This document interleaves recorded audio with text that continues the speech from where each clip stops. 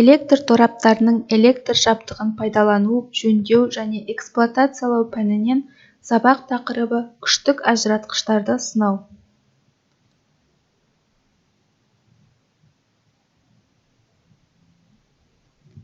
Күштік ажыратқыштар кез келген деңгейдегі электр желісінің кернеуін қауіпсіз қосу және өшіру арқылы электр ағынын басқаруға арналған құрылғы. Ажыратылған күйде фазалар арасындағы, сондай-ақ фазалар мен жер арасындағы оқшаулауды қамтамасыз етуі тиіс. Қосылған күйде олар энергияны аз шығынмен беруді қамтамасыз етуі керек. Ажыратқыш ұзақ уақыт әрекетсіздіктен кейін де қысқа тұйықталу тоғын сенімді түрде өшіруі керек. Күштік ажыратқыштардың әртүрлі түрлері бар. Технологияны таңдау кернеуге, қолдану саласына және даму жылына байланысты. Тоқтың үзілуі вакуумдық камерада немесе ауа, элегаз немесе маймен толтырылған камерада болады. Күштік ажыратқыштарда негізгі және доға сөндіргіш байланыстардан тұратын жүйелер қолданылуы мүмкін. Негізгі контактілер ең аз шығындармен жұмыс тоғының ағынын қамтамасыз етеді, ал доға сөндіргіштер ең аз доғалық эрозиясымен байланыстарды ажырату үшін қолданылады. Өшіру элементі әдетте қуаты бар құрылғы арқылы механикалық түрде іске қосылады. Жабылатын және ашылатын контактілер гидравликалық немесе пневматикалық құрылғының серіппесінде болады. Қосу немесе өшіру сигналы бойынша энергия босатылады.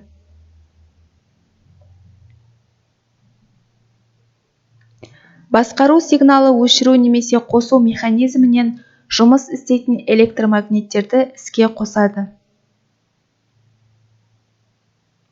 Ажыратқыш және механикалық жетек тозуға және қартаюға бейім негізгі компоненттер. Жүктеме тоқтарының термиялық әсері коррозия мен тотығуға әкелуі мүмкін, ал қысқа тұйықталу тоқтары ажыратылған кезде байланыс жүйесі эрозияға ұшырайды. Жетектердің барлық компоненттеріне қоршаған ортаның әртүрлі факторлары әсер етеді. Мысалы, температура, ылғалдылық, ластану сияқты. Көмекші компоненттер, мысалы кірістер де электр өрістерінің әсерінен қартаюға ұшырайды. Ажыратқыштардың сенімді жұмысын қамтамасыз ету үшін бүкіл қызмет ету мерзімі ішінде ол кедергі, жұмыс уақыты,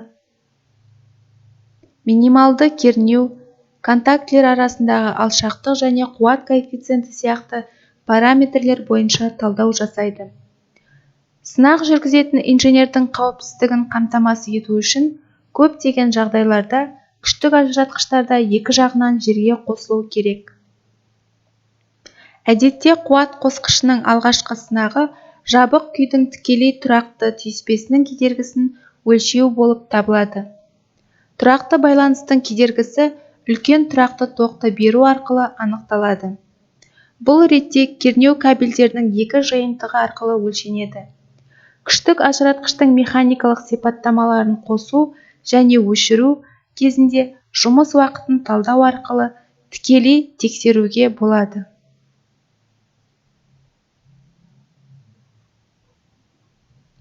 Жеке фазалар арасындағы параметрлердің айырмашылығы саңылауларда болуы керек. Осы нәтижелерде зауыттық деректермен немесе алдыңғы сынақтардың нәтижелерімен салыстыру алдағы өзгерістерді бағалауға мүмкіндік береді. Электромагниттік тоқтарды тіркеу, айыру және қосу олардың механикалық және электрлік күйлері туралы, сондай-ақ бекіткіштердің жай күйі туралы түсінік береді. Сонымен қатар, төмен кернеуде оның жұмысына көз жеткізу үшін көп жағдайда қуат қосқышының минималды кернеуі өлшенеді.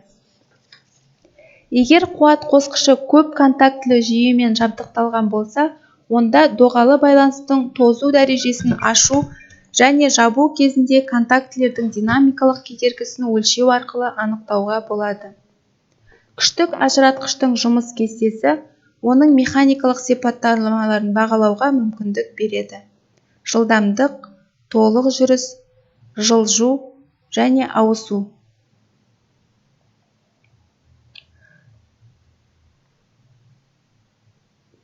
Көрсетілген өлшеуді аяқтағаннан кейін инженер жабдықтың дұрыс күйде екендігіне көз жеткізе алады немесе техникалық қызметке өтініш бере алады. Назарларыңызға рахмет.